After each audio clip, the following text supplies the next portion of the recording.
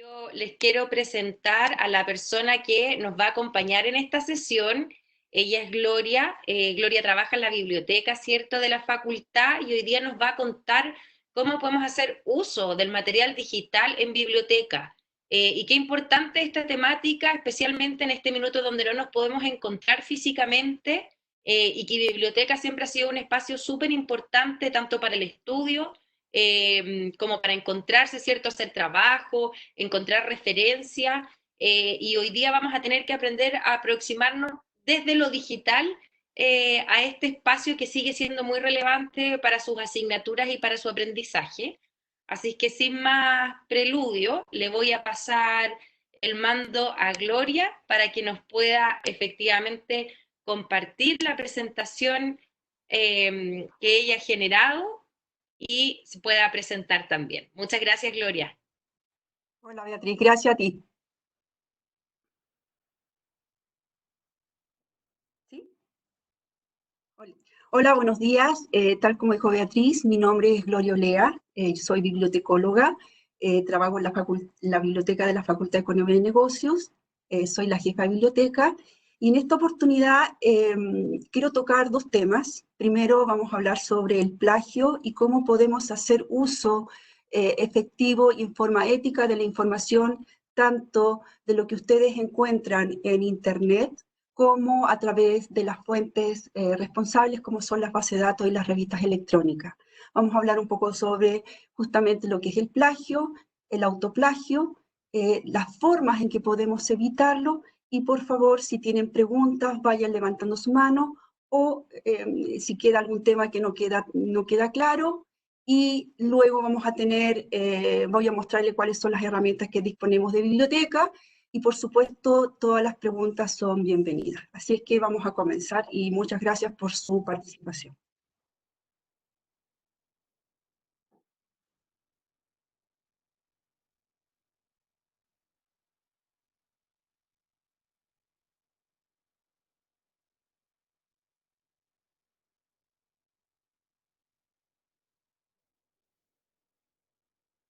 Bueno, como les comenté, primero vamos a hablar qué es cómo evitar el plagio, sobre todo hoy día donde principalmente vamos a utilizar material digital.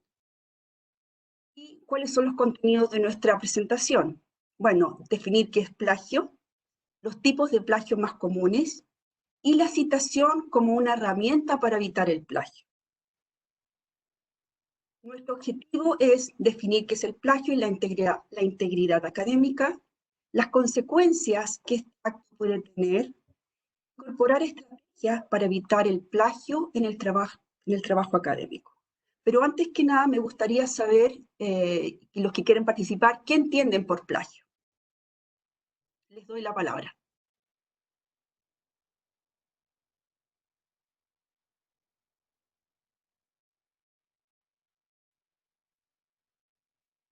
Pueden hacerlo a través del chat o con la mano alzada.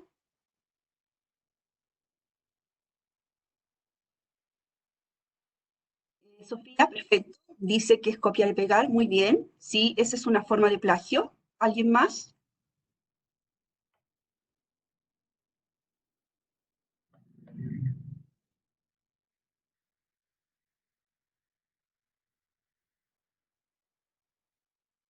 Perfecto, Valentina. Efectivamente, copiar la idea de otra persona. Sí, ¿verdad? Copiar, dicen que también copiar la intelectualidad de otro. Efectivamente, eso es plagio. Muy bien.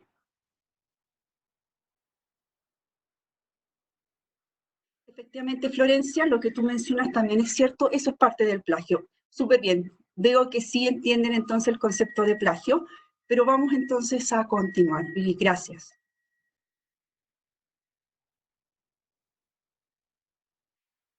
Según la RAE, la Real Academia Española, plagiar es copiar en lo sustancial ideas ajenas dándolas como propia. Cuando se usa, y ustedes también lo acaban de mencionar en sus respuestas, cuando se usa como propia las ideas, las palabras o el trabajo de otra persona, sin decir de dónde proviene esa información, se está cometiendo plagio. Cualquier información, independiente que se encuentre, en forma libre o gratuita, tiene una autoría y no puede usarse sin el debido permiso. Y aquí me quiero detener un poco, porque hoy día generalmente estamos acostumbrados a utilizar mucho Internet. Internet es una herramienta muy poderosa, encontramos sitios realmente muy importantes, muy buenos, pero pensamos que por el hecho de estar libremente publicado o estar en un sitio que no tiene un costo, podemos hacer uso de ella en forma indiscriminada sin citar la información o quiénes o de dónde la estamos sacando, y ese es un grave error.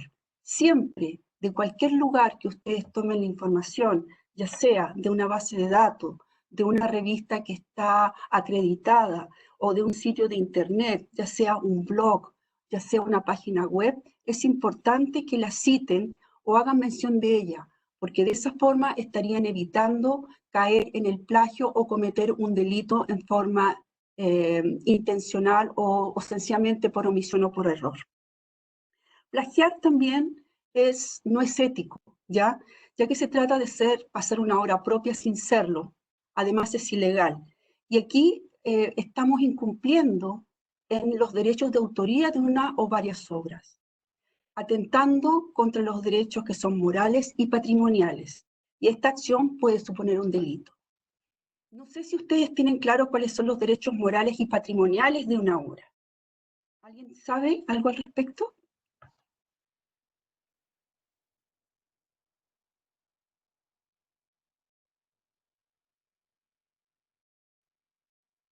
Bueno, los derechos morales y patrimoniales son dos derechos que siempre están en el autor. Los derechos morales son derechos a perpetuidad. ¿Qué significa eso? Que una obra, el autor no puede eliminar su nombre de esa obra, aunque después pase a dominio público.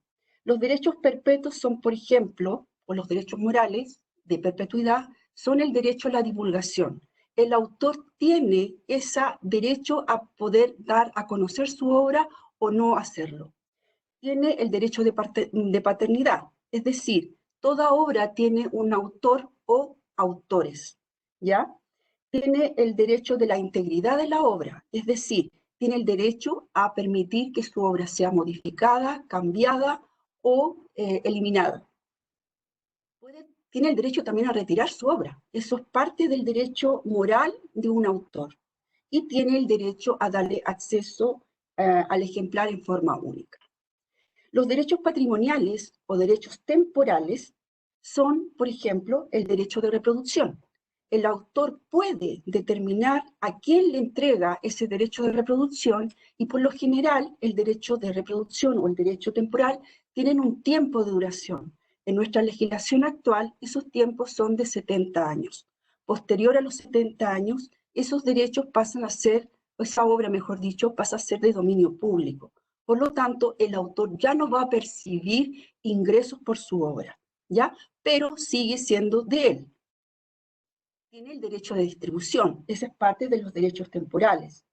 Puede tener una comunicación pública, es decir, nuevamente puede determinar a quién le entrega sus derechos para que sean publicados y distribuidos en forma general. Y también el derecho patrimonial es el derecho de transformar una obra. Una obra puede ser transformada y eso es parte también de esos derechos. Y por supuesto puede entregarle esos derechos para ser parte de una colección. Por lo tanto, cuando nosotros estamos plagiando y estamos haciendo uso ilegal de esa información, estamos atentando contra estos dos derechos que son parte del autor, tanto los derechos morales como los derechos patrimoniales, y eso constituye un delito que incluso nos puede llevar ante la justicia y responder por ese delito.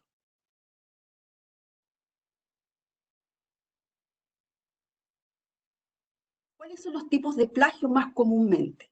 Existen dos tipos de plagio. Uno que es el plagio intencionado, es decir, que yo sabiendo que estoy cometiendo un delito, lo hago en forma consciente. Y el plagio no consciente, que generalmente es por una omisión o por desconocimiento. ¿Cuáles son los plagios intencionados? cuando se presenta una obra como propia, ¿ya? ¿Y cuáles son estos? La clonación, es decir, presentar el trabajo de otra persona como propio, copiando palabra por palabra.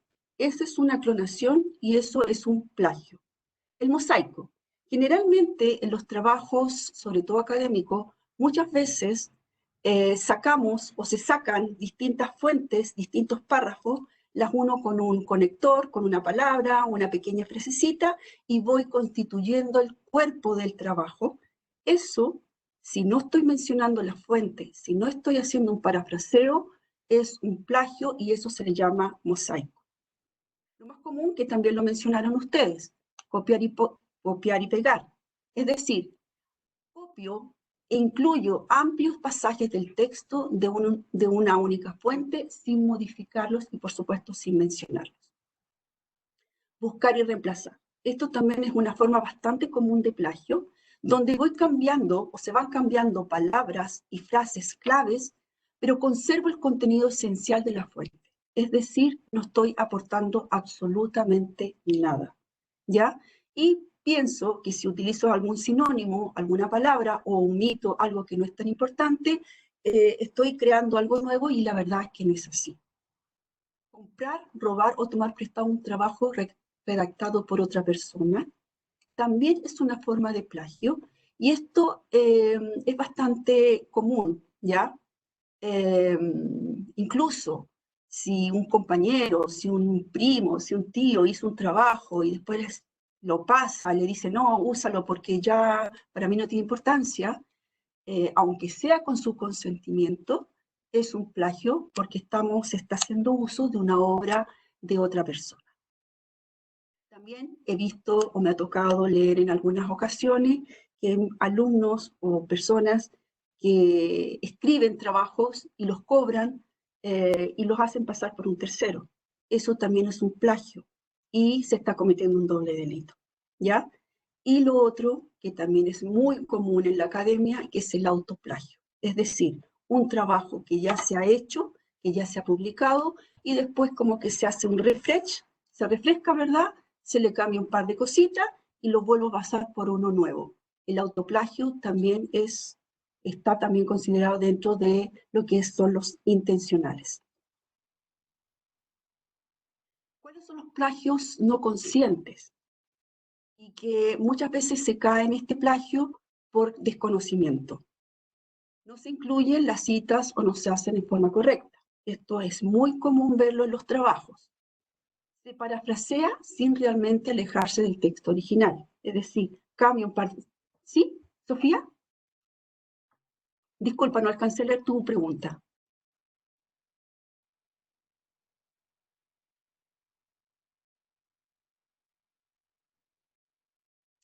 Sí, mira, la cita efectivamente, cuando tú estás haciendo una cita, tienes que incluirla tanto en el texto y luego al final del trabajo, esa cita te va a llevar a una referencia bibliográfica, ¿ya? Por lo tanto, efectivamente tú puedes hacer la cita dentro del texto, generalmente las citas van con un número y luego ese número te manda a la bibliografía. Sí, tú dices la APA es un estilo de normativa. De nada, Sofía. La APA es un estilo que se utiliza y lo vamos a ver. Hay distintos estilos y según el estilo es como se va citando en el texto. Pero todos los estilos implican que tú puedes hacer una cita tanto en el texto y luego eso te va a llevar a una referencia bibliográfica. Entonces, volviendo nuevamente a lo no consciente, cuando no se incluyen las citas o no se hacen correctamente, cuando se parafrasea sin realmente alejarse del texto original, cuando se desarrollan pensamientos o teorías basadas en ideas ajenas sin citar. Eso es un plagio no consciente. Hace unos minutos atrás hablé justamente del uso indiscriminado o del uso que le hacemos hoy día a Internet. Eso se llama ciberplagio. El ciberplagio, debido a la extensión y lo fácil del uso del Internet y de las tecnologías de la información, constituye uno de los problemas más frecuentes en lo relativo a la vulnerabilidad de los derechos de autor. Cuando se realiza un trabajo basándose en información obtener en Internet sin enlazar quienes se les atribuye, sin enlazar el sitio e incluso la fecha en que se tomó, se está cometiendo un ciberplagio. ¿Ya? Y también eso está protegido por lo que es la ley de propiedad intelectual y el resto de las obras. En este sentido, también les quiero mencionar que cuando utilizamos Internet hay que saber discriminar también el tipo de información que estamos consultando. Detrás de una página de Internet siempre hay que ver quién es el que está escribiendo, si es una organización, si es una institución acreditada, porque podemos encontrar información muy relevante y quizás no sabemos quién está detrás. Podría ser alguien, un chistoso, no sé, un cómico, o puede ser un científico. Entonces es muy importante determinar también qué fuente estamos utilizando. Y para la academia es más importante hoy día, si bien Internet es una herramienta, como lo he dicho, sumamente importante, hoy día les recomiendo usar realmente fuentes que están avaladas, ya sea revistas avaladas por pares, bases de datos que tienen un trabajo científico que tiene años de experiencia, antes que una página web donde yo no sé cuál es el autor o la responsabilidad de la información que se está publicando en ella. Entonces, insisto, Internet es una herramienta interesantísima, súper importante, pero tenemos que también saber discriminar qué fuente estoy utilizando y si esa fuente es fidedigna para aplicarla a mi trabajo. Sofía, sí, sí, Sofía, se puede usar noticias de periódicos virtuales, pero siempre tienes que verificar si esa información es real. Es importante verificar que si esa información fue publicada, cuántas actualizaciones tiene, si cuenta con una fuente que haya sido efectivamente verificada. No olvidemos que hay muchas noticias falsas que están circulando. Y obviamente siempre tienes que citar la fuente que consultaste. ¿Ya? ¿Qué es la integridad académica? De nada. La integridad académica. La integridad académica, la integridad académica, según Wikipedia, es el código moral o la política ética de la academia. El término fue acuñado por Don Maccabi, quien es considerado como el abuelo de la integridad académica, dando valores tales como evitar el engaño o el plagio, mantenimiento de estándares académicos, el rigor de la investigación y la publicación académica. ¿Ya? Según el Centro Internacional para la Integridad Académica, ICAI, en sus siglas en inglés, define la integridad académica como, y aquí esto es textual, por eso está citado entre comillas, porque fue sacado íntegramente del sitio. El compromiso, aún cara a la adversidad, con los 6 valores fundamentales, honestidad, justicia, respeto, responsabilidad y valentía, a través de la vivencia de estos valores, se encuentran los principios del comportamiento que permiten a las comunidades educativas traducir sus acciones. ¿Ya? Esto es la integridad académica. Y hoy día es tan importante, sobre todo para ustedes que se están formando no solamente como profesionales, sino como personas integrales que van a ser parte de una sociedad, tener estos valores incorporados desde el principio de su año de la academia. Saber que la integridad los va a acompañar durante el resto de sus vidas, en estos minutos como estudiantes, pero también luego como profesionales y como personas que son parte de una sociedad. Por lo tanto, es muy importante el respetar la propiedad intelectual, el respetar los derechos, el respetar estos valores que son fundamentales para nuestra vida y cotidiana y sobre todo para el aprendizaje de por vida, que es lo que hoy día estamos en una sociedad de la información.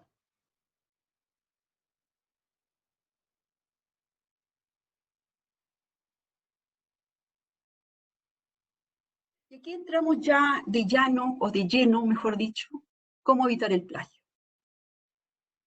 El mejor consejo para evitar el plagio es siempre dar crédito a la información utilizada en el trabajo. Eso es fundamental. Ese es el principio básico para evitar el plagio y para tener entonces un comportamiento académico responsable y ético en nuestra formación como estudiantes, como profesionales y en la vida. Y para ello, tal como lo mencionó Fernando hace unos minutos atrás, se utilizan distintos estilos de citación de acuerdo, existen muchos estilos, de acuerdo a cada disciplina. Tenemos, por ejemplo, la MLA, que se utiliza en literatura, Harvard, que es una una norma de citación que se utiliza generalmente en derecho, las normas ISO, la APA, ¿ya? Y acá en la facultad se utiliza la APA, que responde más bien a lo que son las áreas de las ciencias sociales, ¿ya?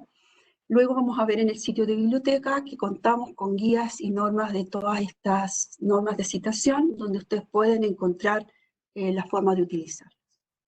Entonces, para evitar el plagio, y tal como lo hemos mencionado, hay que dar siempre crédito a la información utilizada. Y para ello es importante tomar todos los datos de la fuente consultada.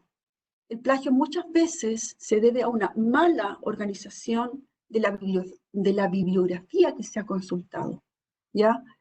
Siempre se deben tomar todos los datos de manera clara y con cuidado de transcribirlos bien. Importante, y también Sofía lo mencionó, o alguien, si omití el nombre, discúlpenme. Citar la frase o el párrafo directamente del original y acreditar la autoridad y fuente mediante una cita o referencia bibliográfica. ¿Por qué digo esto? Cuando estamos haciendo investigación, una de las metodologías de la investigación es que tenemos que leer mucho y consultar distintas fuentes para efectivamente desarrollar una idea, poder sostenerla, poder potenciarla y crear un nuevo conocimiento. Eso está permitido. Lo que siempre debemos hacer es citar la fuente que estamos consultando, porque en base a eso vamos a dar credibilidad a nuestro trabajo y además estamos respetando el trabajo de los anteriores autores. Entonces, en los trabajos sí está permitido utilizar frases textuales o párrafos completos de una obra. Pero en estos casos, las citas tienen que estar justificadas y contar con una referencia bibliográfica, ¿ya? Ahora, estos párrafos no pueden ser tampoco una página entera. Eso ya es un plagio, eso no es una cita. Las citas generalmente deben ser razonablemente cortas, es decir, no más allá de 40 palabras o un párrafo de 10 líneas. Eso es lo que establece al menos nuestra legislación de derecho de propiedad intelectual en Chile. Siempre deben estar entre comillas. Y en caso de que sea una cita extensa, es decir, que supere las 40 palabras, debe distinguirse del resto del texto. Es decir, ¿y cómo lo distinguimos? O lo ponemos en cursiva, lo ponemos en un párrafo independiente y usamos una tabulación distinta. Es decir, dejamos una tabulación de 2,5 centímetros que va a ser distinta al texto en que estamos escribiendo. Y por supuesto, siempre se debe acreditar al autor mediante una referencia bibliográfica. ¿Qué significa entonces una cita bibliográfica? Una cita es la mención a un texto, idea o frase ajena que envía al lector a la fuente donde se tomó la información y está presente en la referencia bibliográfica. Eso es súper importante. Eso es una cita bibliográfica.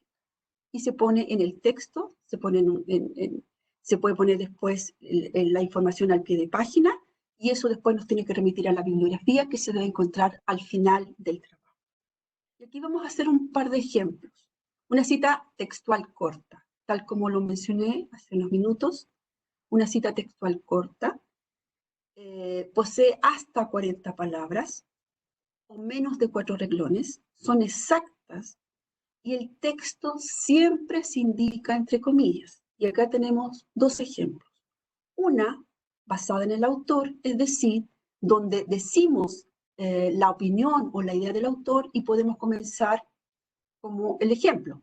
según Sarrión, o tal como indica Sarrión, o por ejemplo Sarrión en su texto indica, ¿ya? Y comienza entonces con una frase así, o una palabra, el autor, el año de la obra, entre comillas, perdón, entre paréntesis, y luego, entre comillas, lo que estoy tomando textual del autor, y al final, la página donde saqué esa cita. ¿Ya? Eso es súper importante. Luego, si me estoy basando en el texto, es decir, estoy hablando, estoy diciendo, se localiza en o se encuentra en, se puede pasar con esa palabra, comienzo, pongo el texto que estoy citando, entre comillas, y al final indico, entre paréntesis, el autor, el año y la página donde tomé la cita. ¿Se entiende? ¿Alguna pregunta? Si estoy haciendo una cita textual larga, es decir, que supera las 40 palabras o tiene más de 10 líneas, esta debe estar, se suprimen las comillas y se coloca en un párrafo fuera del texto, respetando la puntuación, la escritura y el orden. Y aquí hay algunos ejemplos, y nuevamente tenemos lo mismo. Aníbal. Esto es Zapa. Esto es Zapa, sí, efectivamente. Por ejemplo, si nos estamos refiriendo al autor, ¿ya? Empezamos. Keller, como el ejemplo, entre comillas, entre paréntesis, el año de la obra, se refirió al libro de Sechenov en los siguientes términos. Y acá, entonces, incluyo todo el párrafo que quiero hacer mención y al final la página donde estoy tomando la cita. Por el contrario, si lo estoy basando en el texto, ya no estoy diciendo el autor primero, sino que el texto, pongo la cita. Si se fijan, esto está en un párrafo aparte, con una tabulación distinta a la que estoy siguiendo del texto, y al final pongo entre paréntesis el autor, el año y la página. Esa es la forma correcta de citar. Dentro de la cita, o sea, podemos hacer citas de referencia. Depende. Si tú estás haciendo referencia al texto, o sea, no estás dando, Felipe, estoy respondiendo a Felipe, si tú estás dando una referencia al texto, es decir, estás refiriéndote al texto, al final pones el autor. En cambio, si tú estás diciendo, según Samuelson, según Samuelson, en su libro tanto hace mención de, estás refiriéndote al autor, ahí partes con el autor primero. Según lo que tú quieras, cómo quieras introducir la cita, es la forma en que lo vas a colocar. No sé si queda claro, Felipe.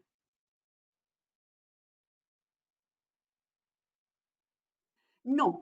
A ver, Aníbal, las comillas solamente se utilizan cuando son citas cortas, es decir, no más de 40 palabras. En ese caso, utilizo las comillas. Cuando estoy utilizando un párrafo, ya, primero voy a responder la primera pregunta. Cuando se cita un texto que supera un párrafo que supera 40 palabras, que es muy extenso, en ese caso lo tengo que colocar fuera de lo que yo estoy escribiendo con una sangría distinta, no se coloca entre comillas y se pone textualmente y nuevamente se cita el autor, el año y la página. ¿Ya? Cuando se citan datos, también puedo citarlos así, pero tengo que indicar de qué fuente estoy tomando ese dato.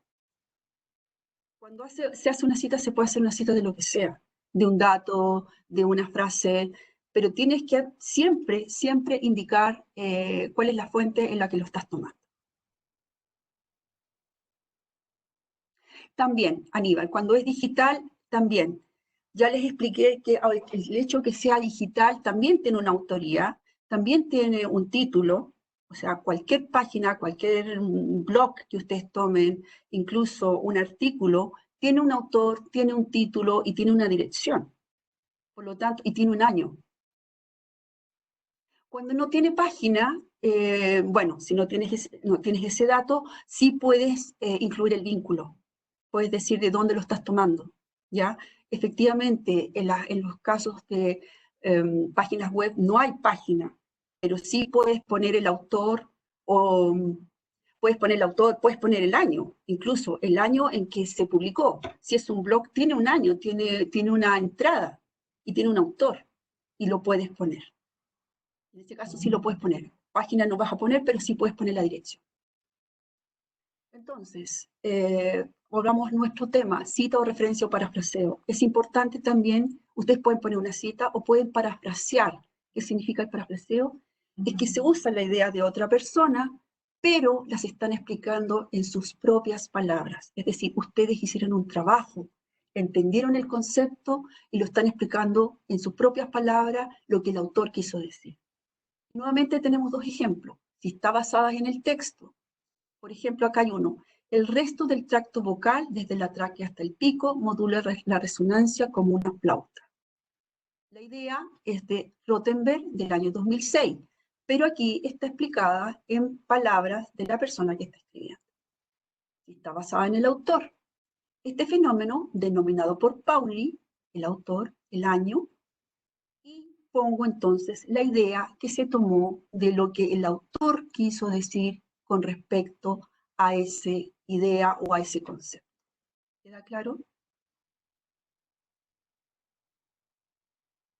Y ahora les voy a mostrar cuáles son las herramientas disponibles en biblioteca que ustedes pueden hacer uso de ella, tanto para encontrar el estilo de citación que les pida su profesor, aunque acá en la facultad comúnmente se utilizan las normas APA, y también gestores.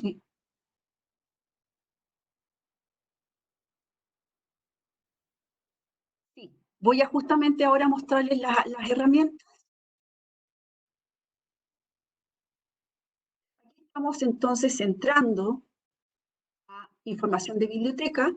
Este es aquí, que es el plagio, y acá están lo que se llaman los gestores de citas bibliográficas. ¿Alguien ha usado un gestor de cita bibliográfica o sabe lo que es un gestor de cita bibliográfica?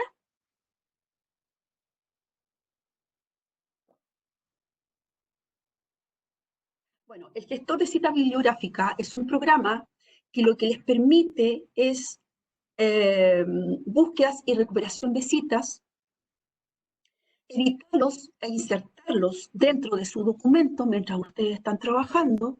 Y aquí lo más maravilloso, que si ustedes seleccionan el estilo bibliográfico, ya sea Vancouver, APA, MLA, Harvard, ISO, etcétera, el programa, el gestor automáticamente les genera la bibliografía sin que ustedes tengan que estar pensando, tengo que poner autor, o sea, apellido, nombre completo, año, edición, página, ciudad, etcétera. O sea, ustedes eligen el estilo que quieren trabajar y el gestor en forma automática les genera la cita bibliográfica y les genera además la bibliografía al final de su trabajo.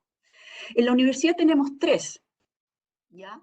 Tenemos el EndNote Basic, donde ustedes crean una cuenta, hay que crearse una cuenta de usuario, aquí está la dirección.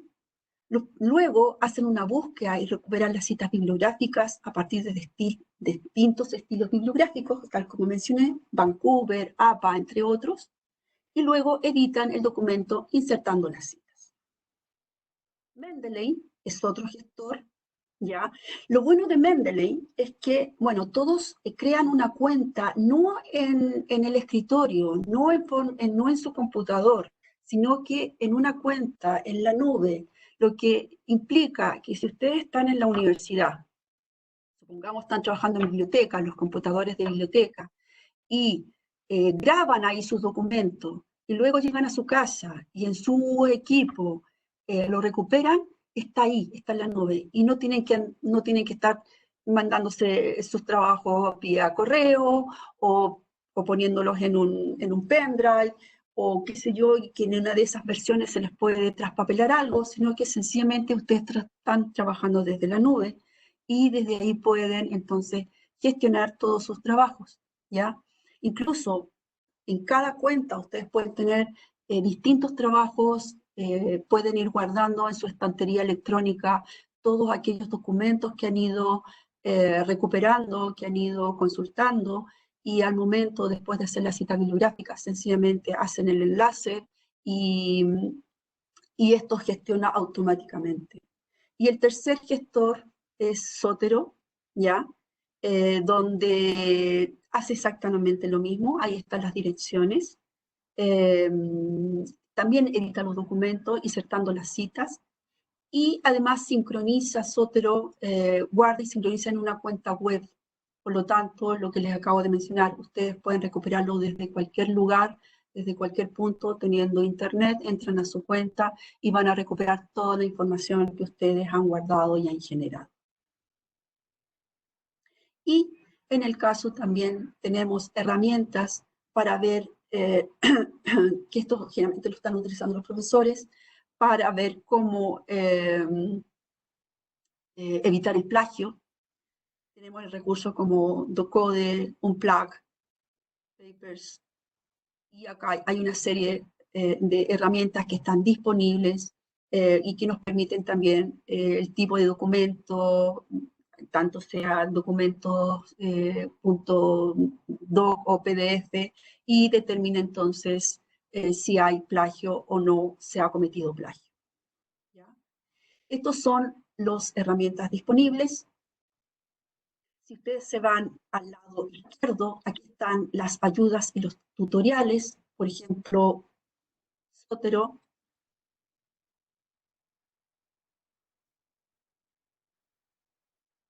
aquí nos indica que Zotero es un gestor bibliográfico, almacena, organiza, etiqueta, aplica estilos a las referencias bibliográficas para crear bibliografías y citas en artículos, detecta automáticamente citas bibliográficas en páginas web, es compatible con diversos sistemas operativos, es decir, puede trabajar con Macintosh, Windows, Linux, entre otros elementos. Y acá tenemos las ayudas, donde les permiten a ustedes entrar y les va diciendo cómo usar estas herramientas.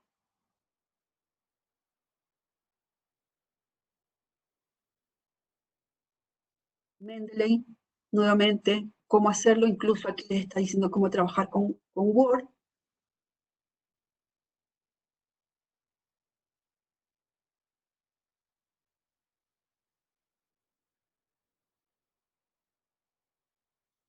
Y hay tutoriales también que les ayuda a utilizar estos gestores y cómo hacer mejor uso de ellos. Ahora, para aquellos que estén interesados, quieran que les hagamos o que les haga un taller donde podemos trabajar esto, yo encantada, no tengo absolutamente ningún problema y feliz de poderlos ayudar. Aquí está, por ejemplo, la guía. Acá abajo, para alguien que me preguntó si había normas, guías para citar. Acá están, por ejemplo, las normas de la ISO-APA, de la MLA, Vancouver, Chicago. Acá está, por ejemplo, la guía para APA.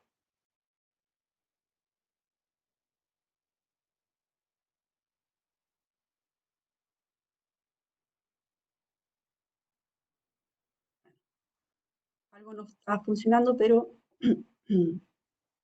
acá se encuentran las herramientas disponibles para que ustedes saquen el mejor provecho en su época de estudiantes, hagan el mejor uso de los recursos que dispone biblioteca y que pueden ser de ayuda para ustedes. Es mi presentación.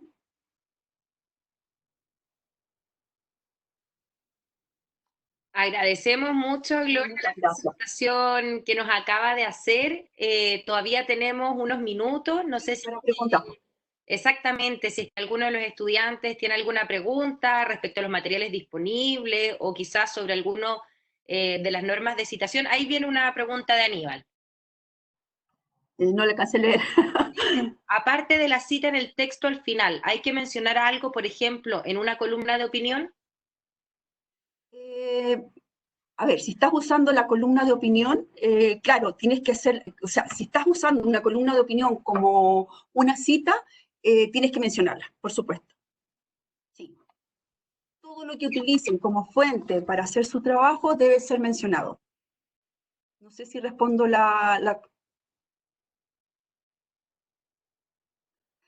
A ver, en caso de hacer un plagio no consciente, mira, eso tienen que determinar las autoridades. Tienen que determinar si efectivamente fue un plagio no consciente o fue consciente. Y eso es como un poco difícil de determinar, ¿ya? Mi experiencia como bibliotecóloga en casi 30 años. Muchas veces se cometen plagios por omisión, y la omisión es porque no se ha citado correctamente, porque se desconoce, por ejemplo, que existen normas de citación, para hacer una bibliografía. Entonces, yo creo que es importante interiorizarse primero. Alguien Y pidió si la palabra. espera, si me deja ahí complementar como experiencia en términos de docente, los profes también, después de leer tantos trabajos, créanme que tienen como un radar interno para ver si es que es más o menos consciente o no. Y yo siempre le decía a mis estudiantes si es que yo visualizaba intención de cita. Puede ser que ustedes estén recién aprendiendo a citar y se entiende, y puede ser que cometan algún error cuando lo estén haciendo. Pero si es que hay una intención de cita, es decir, olvidé quizás poner el autor, el año y la página, pero le puse comillas y mencioné que venía de un texto, significa que cometí un error al citar. No Exactamente. es que estoy tratando de pasar ese texto como si fuera mío. Entonces, el docente tiene también ya cierta sensibilidad y sabe cuando hay una intención de citar y hubo un error quizás de ejecución, a cuando, y uno lo nota, va leyendo el trabajo, tú ves el estilo de redacción que tiene el estudiante y de repente hay un párrafo espectacular que ni siquiera uno mismo quizás lo hubiera escrito de esa manera tan gloriosa. Y uno ahí al tiro como que se le levanta la alarma y dice, esto está raro, ¿no? Y es cosa de tomar el párrafo, uno lo mete a Google y te dice inmediatamente de dónde viene. Entonces, lo que explicaba Gloria de esto de los copia y pega y los mosaicos, eso hay que evitarlo a como dé lugar, y ahí hay un tema consciente, porque uno está haciendo la acción del copia y pega, que es distinto, como comentaba recién la pregunta, si es que yo cometí un error porque lo traté de hacer y no me funcionó y me falta práctica. Y los docentes logran discriminar realmente esas cosas. Como experiencia personal, después de leer tantos trabajos, uno entiende o sabe, y entonces evidentemente se ocupa el criterio para ver si es que aplica o no aplica, poder implementar el reglamento que hay contra el plagio. Ujú. Recién alguien preguntó cómo citar una tabla de valores. Si es una tabla de valores, tiene que tener un autor, ¿verdad?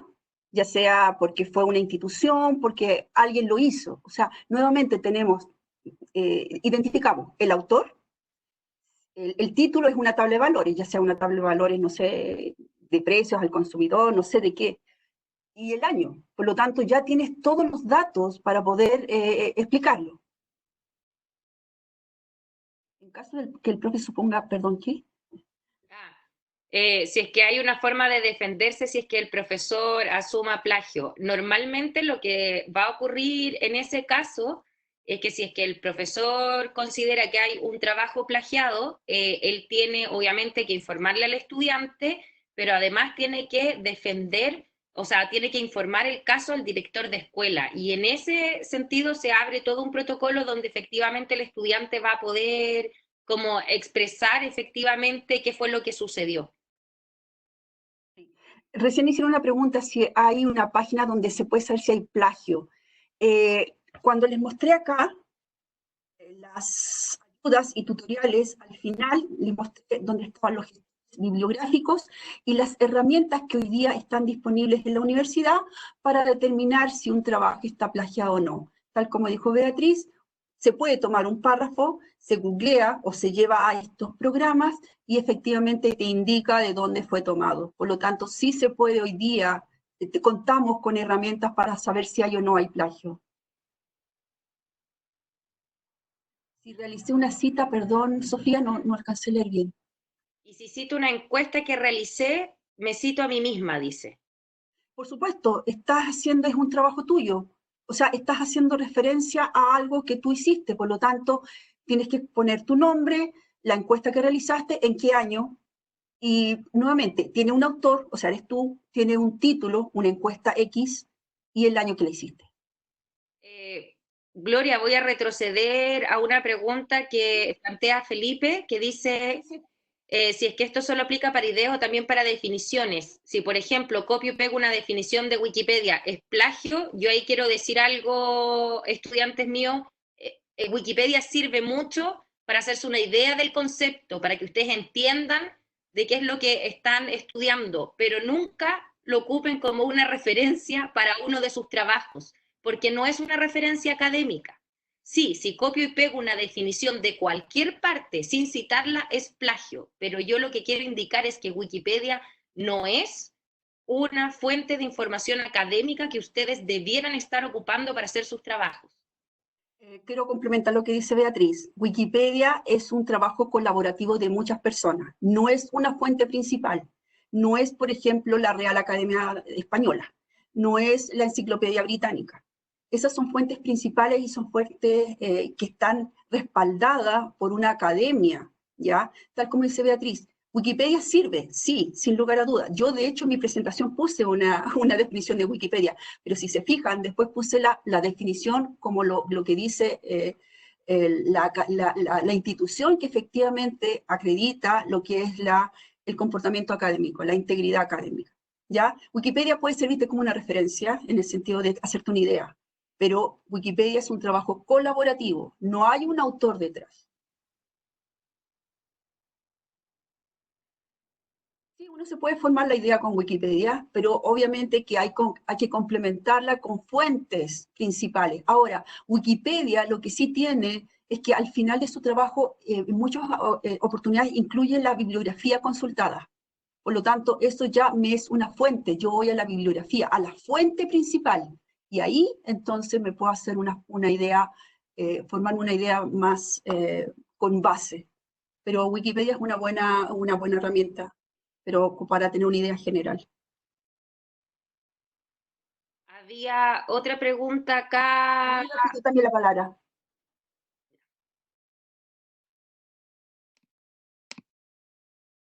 ¿Aló? ¿Se me escucha? Sí, sí, Aníbal. Vale, perfecto. Que me pasaba, por ejemplo, en el colegio, que yo hacía un texto, hacía una columna de opinión y citaba correctamente. Pero en mi caso, a veces me exigían al final del texto, en otra página, escribir bibliografía y de vuelta citar. ¿Eso es necesario en este tipo de trabajo? O sea, Siempre, ¿siempre? a ver, cuando tú estás haciendo una cita, lo que estás haciendo es poner referencia a la frase, a la idea o al párrafo en el que te basaste para hacer tu trabajo, ¿verdad? Luego esa cita tiene que llevarte a una bibliografía, siempre, porque necesitas tener el dato completo de la fuente, porque solamente en la cita tú estás generalmente poniendo el autor, el año y la página o el lugar donde lo sacaste. Pero eso no siempre me va a dar los datos completos de la fuente principal. Por lo tanto, la bibliografía es fundamental colocarla siempre en un trabajo. Ah, perfecto, ya. O sea, por ejemplo, como un link, ¿o no? ¿Sí? Sí, exactamente. En mi presentación, lo que pasa es que ahora no la puedo recuperar, pero mi presentación al final tiene todas las bibliografías que yo consulté. Y muchas de esas son link, ¿ya? Y el link tú tienes que colocarlo. O sea, de qué página web, de qué tutorial, dónde lo consultaste. Y eso sí es efectivo. Siempre tienes que colocar la fuente. Vale, gracias. Hay otra pregunta que dice, la función de cita de Word no considera cuando es una cita textual que hay que poner según autor, cita, página, sino que lo toma todo como un parafraseo estilo autor-año. Y se pregunta si es que estaría mal eso. Depende del estilo. O sea, aquí nuevamente tenemos que responder qué estilo nos están pidiendo o qué estilo estoy usando. ¿Ya? Siempre tienes que colocar el autor, el año, porque un autor puede tener una misma obra. Vemos el Samuelson, que tiene distintas ediciones. Cada edición significa que el autor ha incorporado nuevas ideas o ha modificado alguna parte del texto, por lo tanto, eso ya constituye una nueva obra. Una edición y una reedición son dos cosas distintas. Por lo tanto, siempre es importante colocar el año de la fuente que estoy consultando. Porque si estoy, por ejemplo, poniendo Samuelson, de economía, principios de economía, no sé, y estoy colocando el año 2008 y no lo coloco, el profesor puede tomar la última edición y no encontrar lo que estoy haciendo mención, por hacer un ejemplo. Entonces es importante siempre colocar autor, año, el lugar exacto donde lo tomé, donde estoy tomando esa cita. No sé si responde la pregunta. Hay otra pregunta de nuevo respecto de lo de Wikipedia. Si es que se lee la definición de Wikipedia primero para formarse una idea, ¿también habría que citar?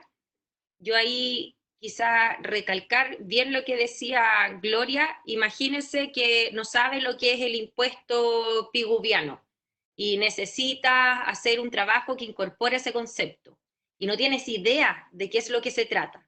Es una muy buena estrategia revisar Wikipedia para que tú puedas entender de qué se está hablando en ese concepto. Y luego, inclusive, como bien decía Gloria, mirar abajo de dónde habían las referencias en base a las cuales se construyeron esas definiciones e ir a la fuente original. Y esa fuente original luego es la que tú consultas e incorporas en tu trabajo. Te sirve como un orientador, pero no es la fuente original del contenido. ¿Se entiende? Ahí hay otra pregunta que dice, cuando solo tomo ideas, pero no toda la redacción es mía. Pero toda la redacción es mía. ¿Tengo que citar o solamente poner la fuente en la bibliografía? A ver, si estás haciendo una cita y ahí estás haciendo un parafraseo o estás creando tu propio contenido, tienes que citar, porque ya te basaste en una fuente donde desde esa fuente creaste tu propia idea, tu propio contenido. Tienes que citar siempre, porque estás desarrollando algo, pero lo estás tomando de una idea de otro, de un tercero. Y sobre ese tercero creaste un nuevo contenido. Siempre hay que citar. Ante la duda, citar. Ese es el principio. Se relaciona mucho a la pregunta de Florencia ahora que dice, si leí algo, probablemente más de una sola página, y escribo en base a lo que aprendí, ¿en qué parte lo cito o no lo cito porque no es tal cual como estaba en la fuente, sino que es lo que aprendí o entendí de eso? Ya, en la presentación yo les decía que, por ejemplo, tú puedes crear una idea en base al autor.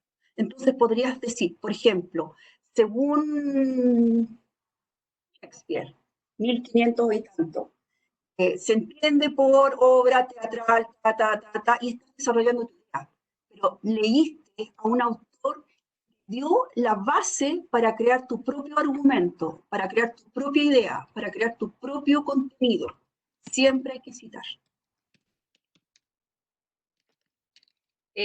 Quizás solo para complementar, en el caso de que más de un autor presenta esa idea, porque eso pasa mucho, ¿cierto? Cuando uno está leyendo de repente sobre una corriente de pensamiento económico, por ejemplo, hay varios autores que comparten una idea y tú quizás leíste en varios textos distintos una idea que tú estás usando en tu ensayo o en tu trabajo, uno puede citar más de un autor por idea. No sé si lo habrán visto en los textos, pero ponen el primer autor con el año, punto y coma, el segundo autor con el año, punto y coma, y efectivamente así es la manera en que yo referencio que estamos efectivamente citando la idea de varios autores. Así es. Mejor citarlo todo a que caer en no citarlo. Es lo que yo digo, es el principio, citen, ante la duda, citen. Sí, la bibliografía va en orden alfabético, siempre, y el orden alfabético lo da, obviamente, que el autor. En el caso de que no haya un autor, por ejemplo, no sea un autor personal, sino que sea una organización, se toma también como la organización en forma alfabética, ¿ya?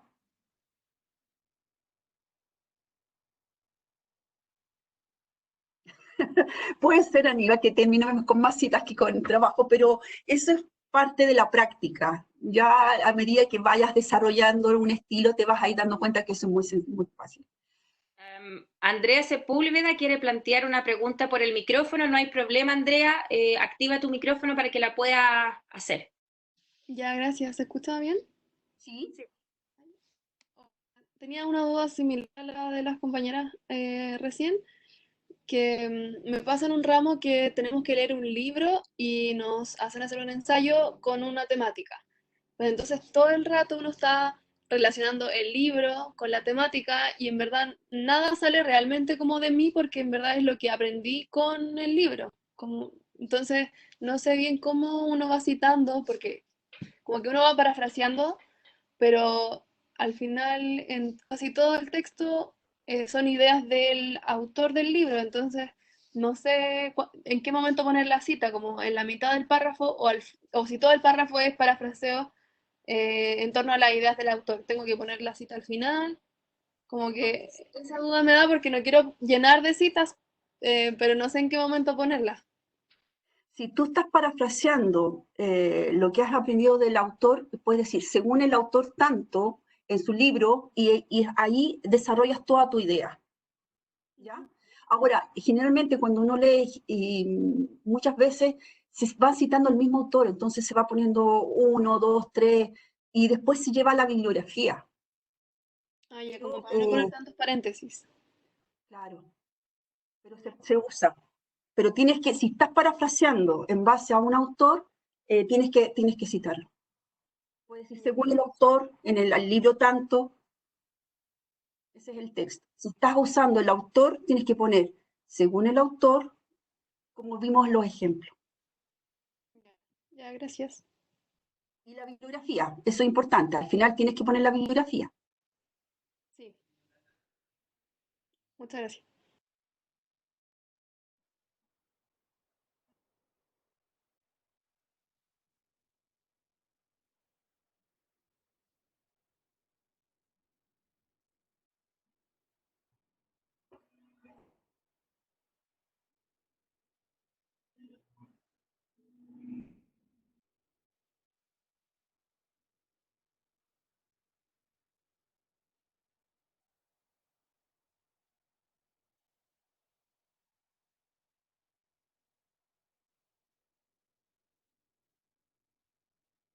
Estoy muteada, lo siento.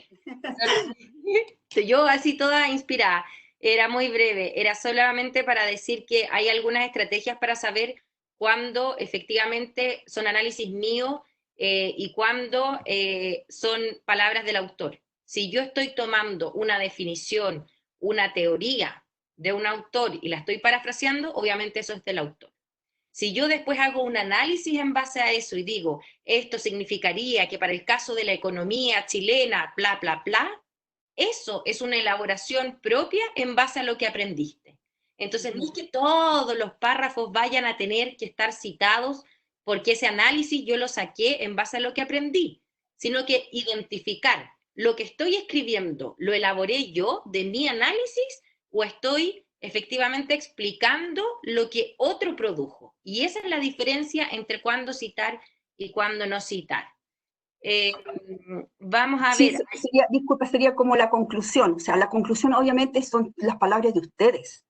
Eso no va con cita, porque son sus palabras, es su análisis, es lo que ustedes han desarrollado, es lo que ustedes ya han creado.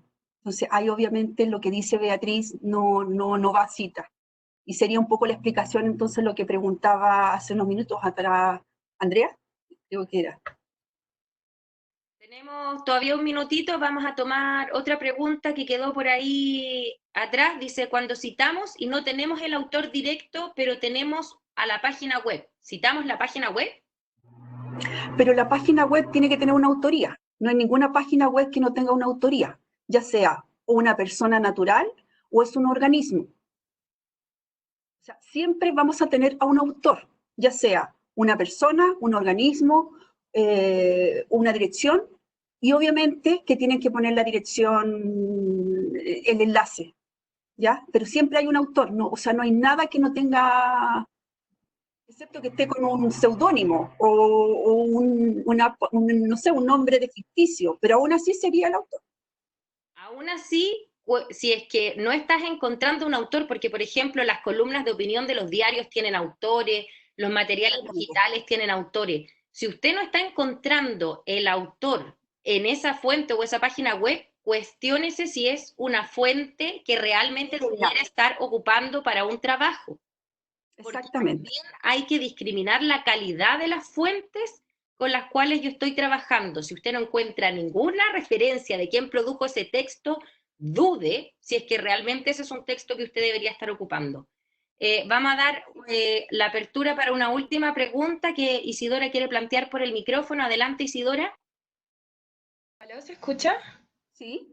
Ya, tengo una pregunta. En la bibliografía, por ejemplo, de un ensayo de cierto ramo, ¿tengo que poner a mi profesor como referencia? Porque finalmente igual estoy ocupando conceptos y cosas que él explicó en clase y que él dijo en clase. Entonces, en ese caso, ¿tengo que hacerlo? O, por ejemplo, si él me pasó un libro para leer, como de economía, solo referencio al libro. No sé si se entiende la pregunta.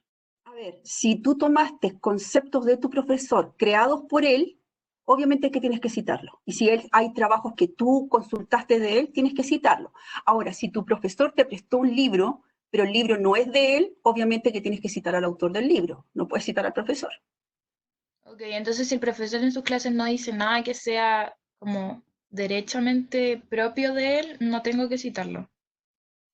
Insisto, si el profesor tiene un trabajo publicado o en su clase, porque también puede usar notas, apuntes de clase del profesor X, y ahí estás haciendo la referencia. Ya, ok, perfecto, No sé si gracias. te queda claro. ¿Te queda? Sí, perfecto. Sí, gracias. Excelente. Vamos a darle de nuevo las gracias a Gloria. Yo creo que esta ha sido una sesión muy provechosa, muchas preguntas y esperamos que les haya sido de utilidad para que de ahora en adelante puedan hacer sus citaciones de manera correcta. Y nada más que comentarles que tenemos todo el día capacitaciones y sesiones, así que están muy bienvenidos a unirse a otras de las sesiones que están también ahora a continuación y en la tarde. Y eso, pues muchas gracias Gloria por todo. Bueno, gracias a todos por haber estado presente, por su participación. La presentación va a quedar arriba, supongo, Beatriz. Está mi correo, pero anótenlo. Mi correo es golea, es súper fácil, golea, suena golea, fen.uchile.cl. Si quieren hacer preguntas, yo feliz de responder.